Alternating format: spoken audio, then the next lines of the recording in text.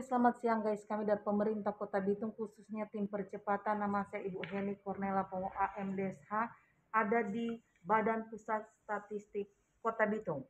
Oke, di sini kita menemui Kepala Pusat Statistik. Selamat siang, Bapak. Selamat siang. Iya, Bapak namanya siapa? Nama Hendra Tundelaka. Oke, ya. Oke, Pak ya. Saya boleh ya tanya-tanya mengenai statistik Silakan. di tempat ini. Oke, di sini saya mau tanya, Pak. Bagaimana pelaksanaan sensus penduduk lanjutan? Karena kemarin kan tahun 2020 ya, lanjutannya seperti apa, Pak? Oke, terima kasih. Pelaksanaan sensus penduduk lanjutan atau SP 2020 long form lanjutan. Oke. Baru saja memang selesai dilaksanakan. Jadi baru berakhir pada tanggal 30 Juni yang lalu. Memang kegiatan ini adalah merupakan bagian atau kelanjutan dari pelaksanaan sensus penduduk yang dilaksanakan pada tahun 2020 yang lalu. Walaupun memang dalam kondisi pandemi COVID-19, tapi BPS berusaha bagaimana melaksanakan itu. Memang penuh perjuangan dan tantangan waktu pelaksanaan sensus penduduk tahun 2020. Ya memang pelaksanaannya itu istilahnya cuma mengumpulkan data-data pokok dulu. Keberadaan penduduk itu ada di wilayah Bitung dan sebagainya. Jadi belum terlalu mendalam pertanyaan, cuma tanya nama, umur, kemudian yang sifatnya core dan data-data penting lah dari sisi data kependudukan. Sebenarnya pelaksanaan sensus penduduk ini dilaksanakan tahun 2021 lalu. Oke. Cuma karena memang masih suasana pandemi, sehingga tidak jadi dilaksanakan, ditunda pelaksanaannya, dan dia baru dilaksanakan pada tahun 2022 ini. Oke. Jadi pada tahap pertama memang sensus penduduk dilaksanakan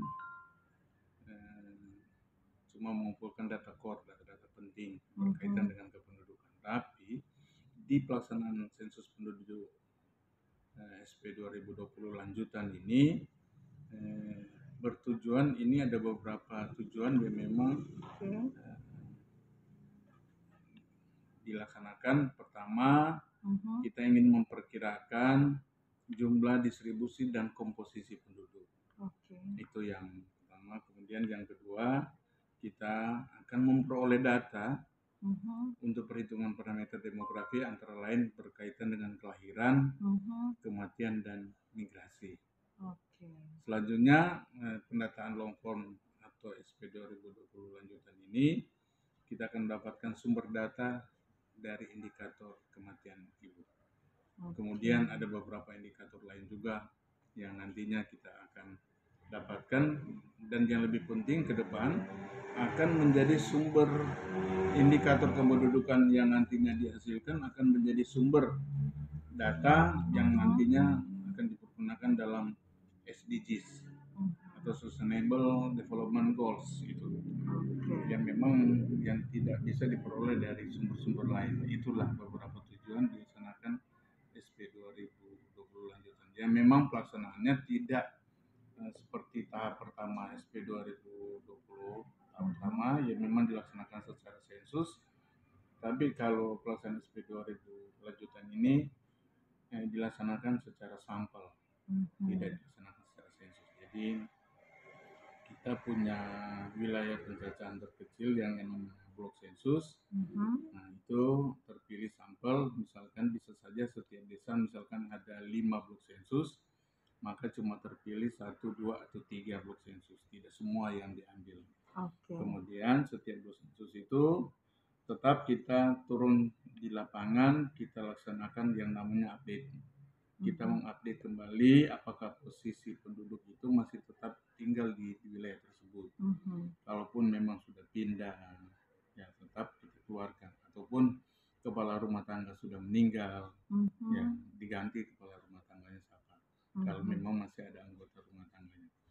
Nah, setelah diupdate semua di blok-blok sensus terpilih, nah, kemudian diambil sampel 16 rumah tangga, dan itu dicacah lengkap yang kita akan mendapatkan angka-angka atau indikator atau variabel-variabel kematian, kelahiran, perpindahan penduduk, dan berbagai indikator penting kependudukan lainnya.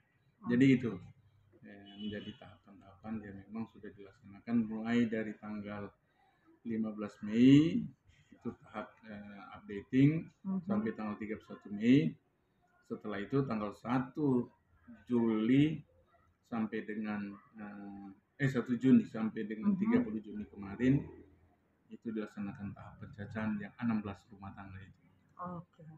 Oke, kalau begitu Pak, saya mau tanya lagi ya. Bagaimana kegiatan Jakernas ke depannya? Kemudian BPS di samping memang melaksanakan yang namanya sensus, memang sensus di sini ada 3. Kalau di BPS laksanakan, yang pertama sensus penduduk yang berakhiran dengan angka 0, kemudian sensus pertanian yang berakhiran angka 3 di belakangnya, kemudian yang terakhir sensus ekonomi yang berakhiran angka 6. Itu dilaksanakan 10 tahun sekali.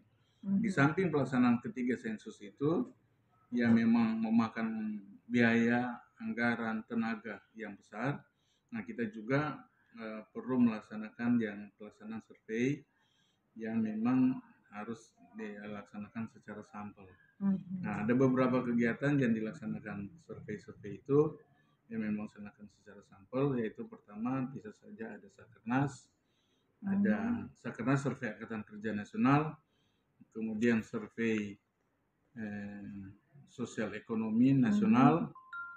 Selanjutnya ada beberapa survei atau kegiatan-kegiatan rutin.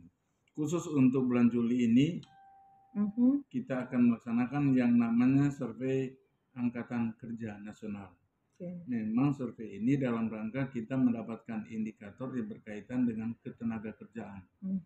Jadi kita bisa akan mendapatkan berapa penduduk yang bekerja, kemudian kita akan mendapatkan berapa pengangguran, kemudian ada beberapa indikator-indikator ketenagakerjaan lainnya. Ya demikian itu untuk. Oke, terus bagaimana dengan kegiatan Susenas? Nah, untuk Susenas, kalau Susenas itu di BPS memang dilaksanakan pada bulan Agustus sampai September. Kalau di BPS dia dinamakan Mother of Survey, ibu dari segala survei, karena memang akan menghasilkan berbagai indikator kesejahteraan rakyat, berkaitan dengan pendidikan, berkaitan dengan kesehatan, kemudian juga indikator-indikator lain yang bisa dihasilkan dari kegiatan Susenas ini seperti Indeks Pembangunan Nasional Indonesia (IPM) yang menjadi indikator pembangunan juga atau perencanaan pelaksanaan pembangunan yang akan dilaksanakan oleh pemerintah baik pusat maupun daerah. Kemudian juga ada angka yang dihasilkan yang memang bekas sekali angka itu angka kemiskinan. Yang angka kemiskinan ini sifatnya makro, bukan mikro. Jadi sifatnya cuma menunjukkan bahwa di kota ini angka atau besarnya kemiskinan sebesar ini. Kalau memang Bitung baru-baru atau tahun kemarin sekitar 6% lah, 6, berapa persen angka kemiskinan. Jadi itu ada beberapa indikator yang nanti dihasilkan oleh kegiatan survei sosial ekonomi nasional ini. Jadi demikian. Oke, kalau mungkin ada tambahan sebagai penutup, silakan Pak. Jadi selama ini kami dari pihak BPS berupaya untuk menghasilkan data yang memang sifatnya independen, jadi tidak bisa diintervensi oleh siapapun. Jadi kami berusaha untuk menghasilkan data yang memang benar-benar dari sisi akan digunakan oleh pemerintah pusat maupun oleh pemerintah daerah atau siapapun dia mau gunakan, oleh masyarakat umum, masyarakat pengusaha atau siapa, memang sifatnya tanpa diintervensi dan bisa dipakai khususnya oleh pemerintah daerah dalam rangka untuk perencanaan pembangunan, dalam rangka juga untuk menjadi bagian dari monitoring atau evaluasi pelaksanaan kegiatan pembangunan. Jadi itu yang menjadi harapan kami, bahwa data yang kita hasilkan berusaha kami dapatkan memang berkualitas lah. Jadi dalam arti memang apa adanya di lapangan, bukan ada apanya. Jadi itu yang memang kami, dan tetap juga walaupun memang berharap ada dukungan dari pemerintah daerah untuk menunjang proses-proses kegiatan persstatistikan ini. Demikian. Terima kasih Pak atas waktunya, Tuhan memberkati dan salam sehat. Bitung hebat.